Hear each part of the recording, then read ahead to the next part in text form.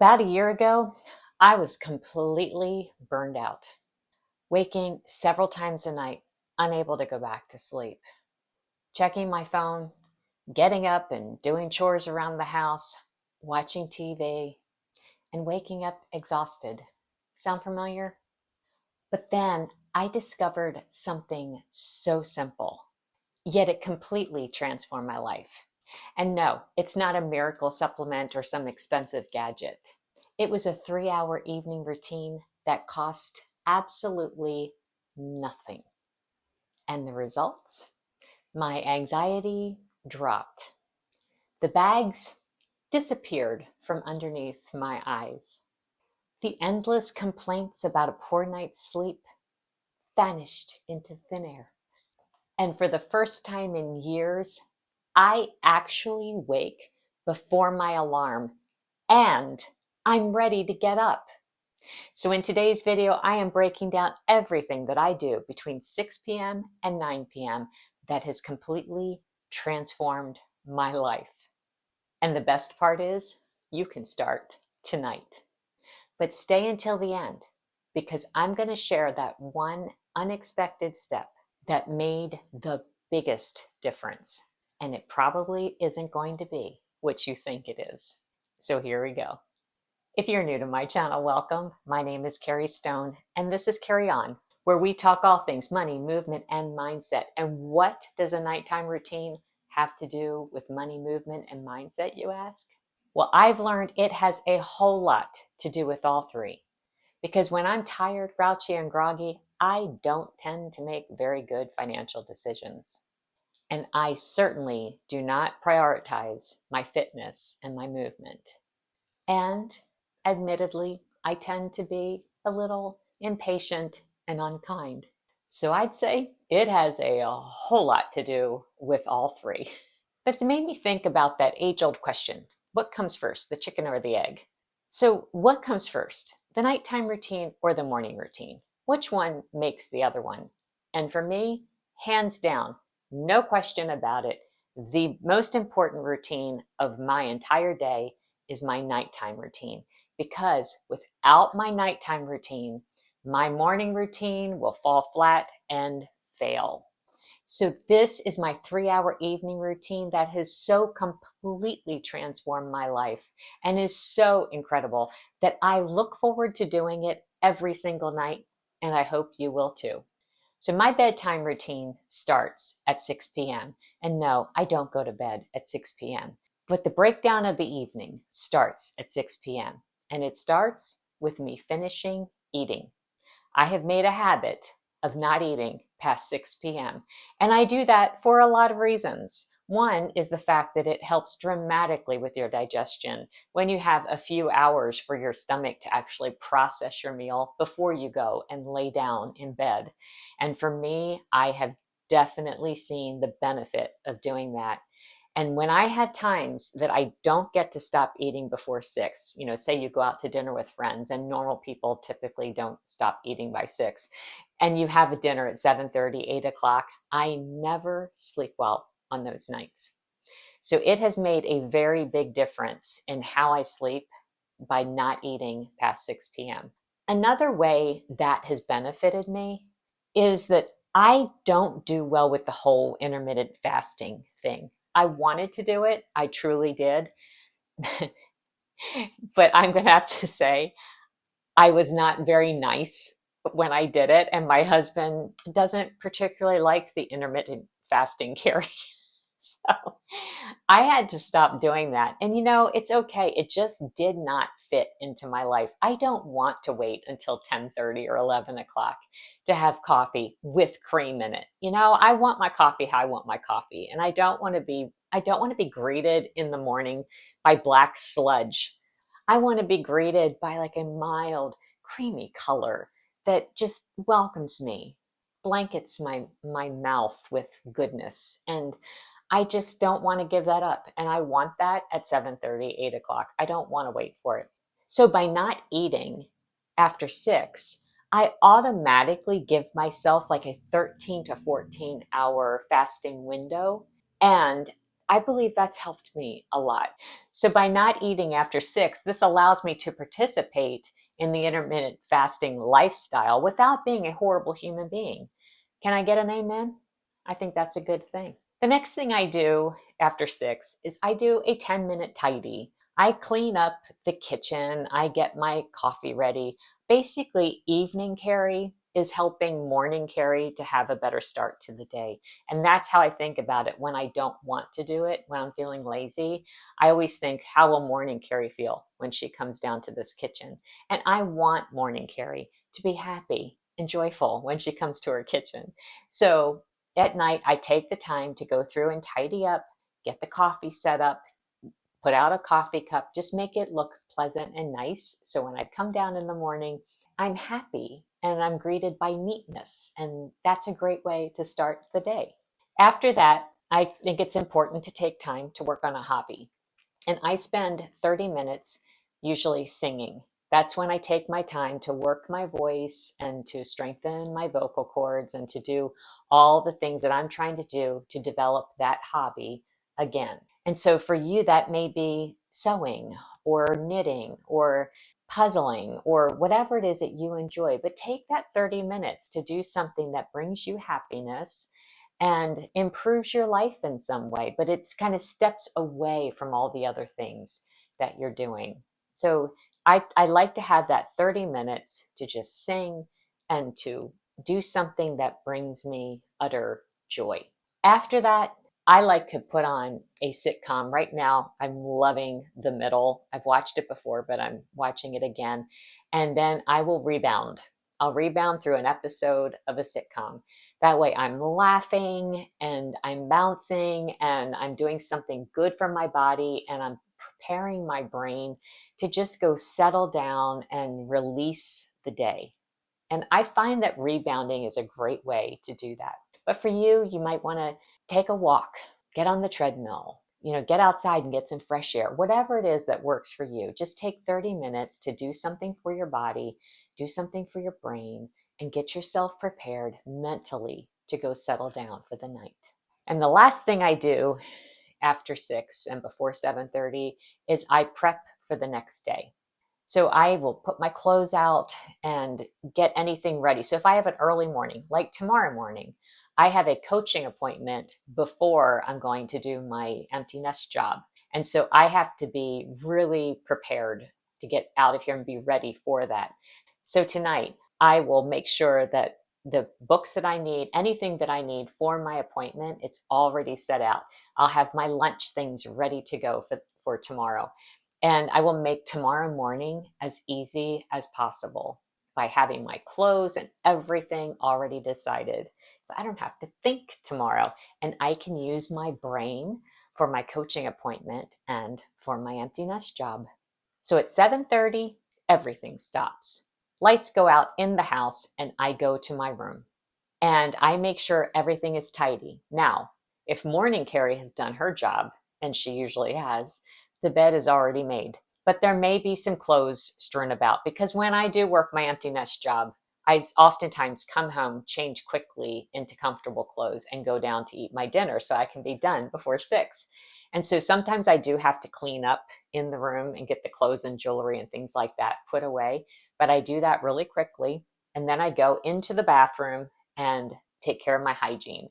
I brush my teeth, I wash my face, I do my skincare routine and all of that. Now, I love habit stacking and I hate to waste time.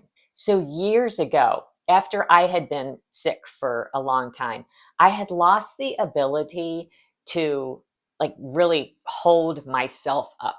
I didn't have very good coordination anymore. So somewhere along the way, I had learned about doing a pose of holding your leg up and just standing there like that, to build your coordination and strengthen your core. And I had had a habit for a long time of always standing like a flamingo, my sister would say.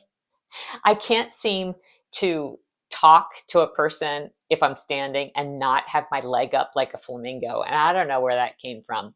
But when I read about this to strengthen your core and to get your coordination back again, to hold your leg up and hold it there in that position for like 30 seconds, I thought, oh, I can do this while I'm brushing my teeth. I use a Sonicare at nighttime.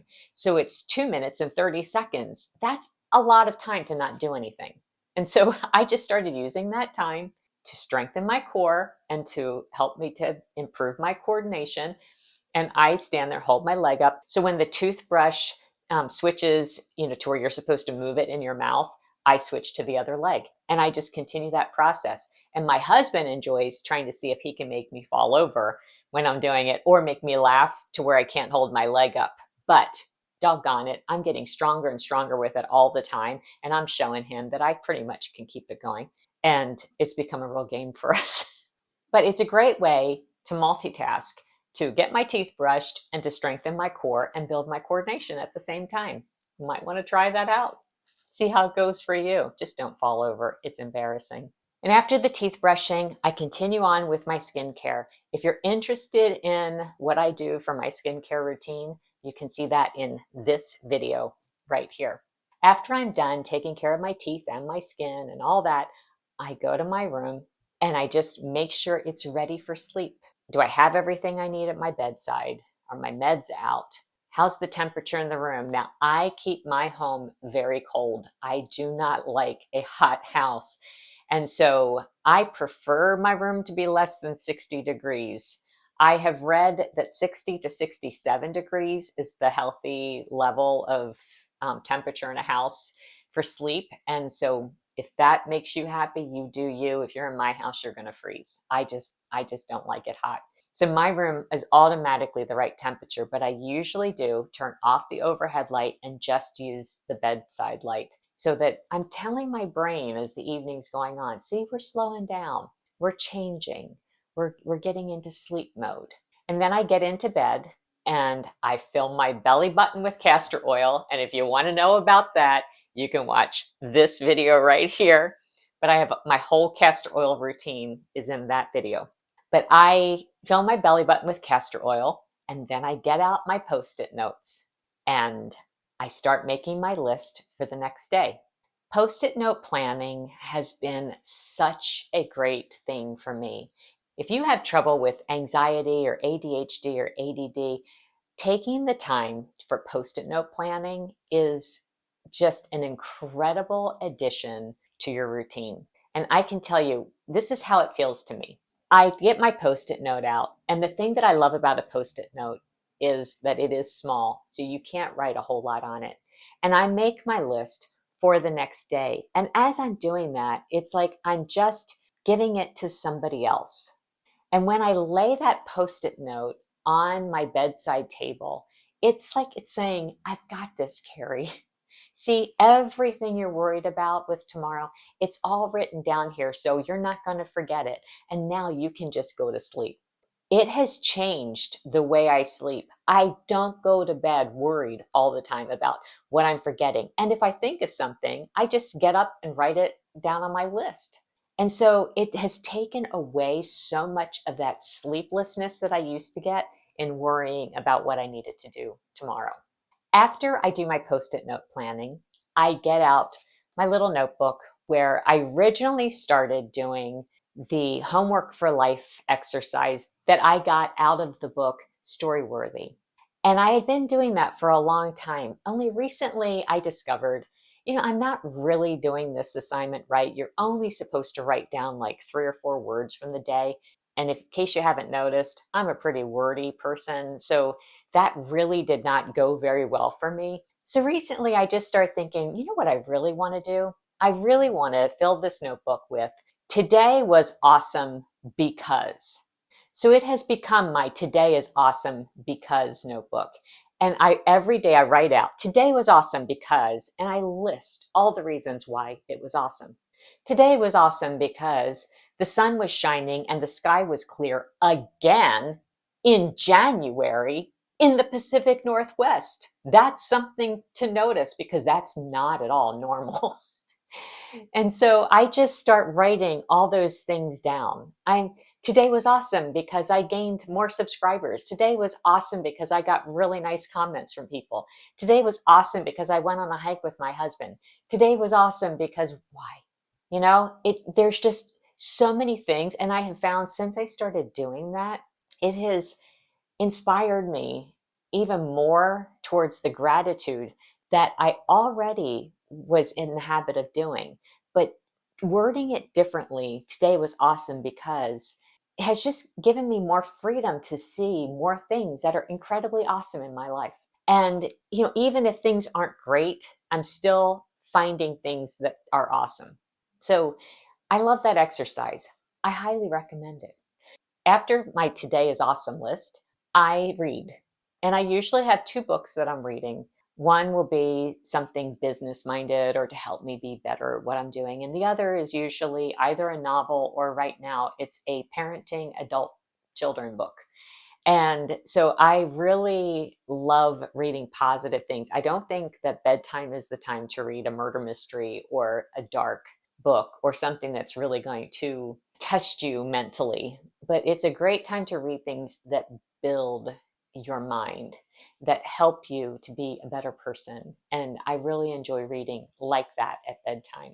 And reading is an excellent way to just wind down without the blue light.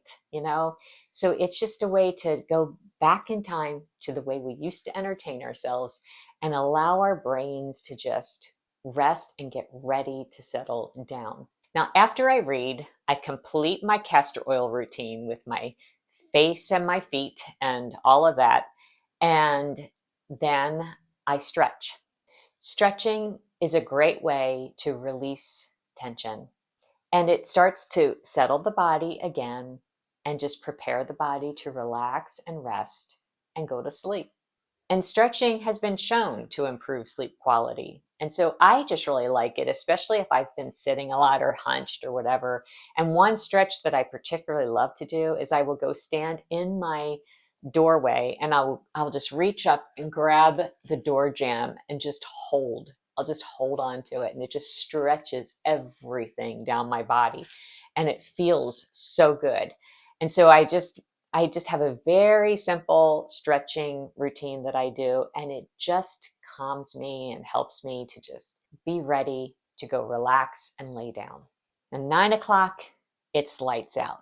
And now for the step that changed everything. And I almost didn't include it because it's just so simple. But I use the 4-7-8 breathing. And I've mentioned this before in other videos, but it's bedtime that I really noticed the most change with the 4-7-8 breathing. When I first read about it, I honestly thought it was just another wellness trend. But here's what happened when I actually committed to using it every night. My sleep quality dramatically improved within 2 weeks. But the real surprise, it wasn't just my sleep. This specific breathing pattern triggers your parasympathetic nervous system.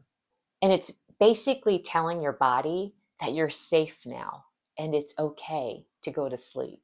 So here's exactly what I do. You just breathe in for 4,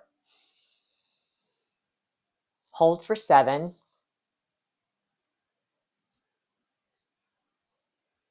release for 8.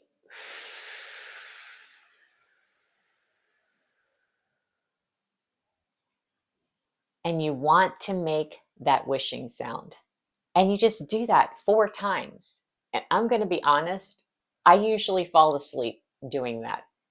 But the key detail that most people miss is that wishing sound when you exhale. That isn't just for show.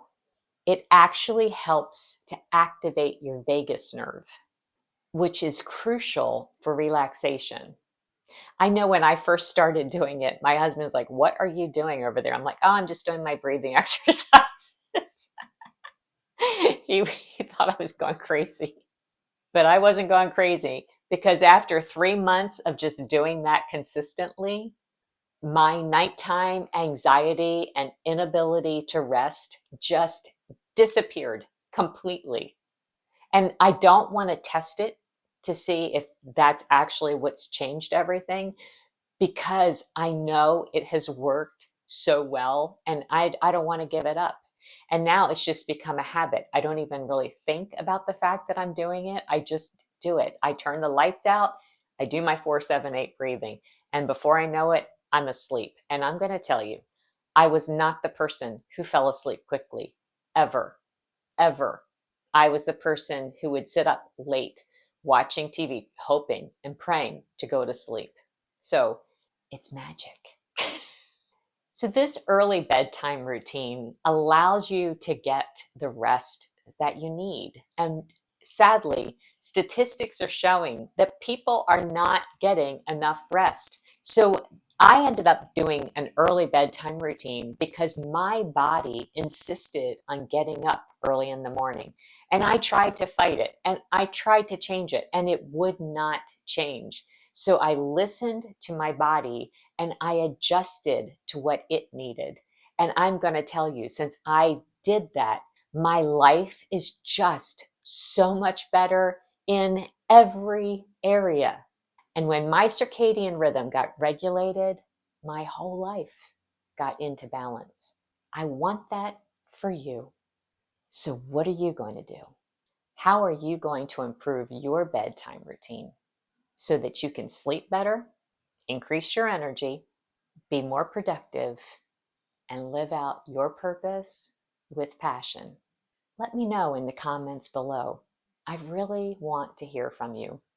And if you want to know how to make the most out of your mornings, you can watch this video right here, where I talk about my 9-step morning routine. And until next time, carry on.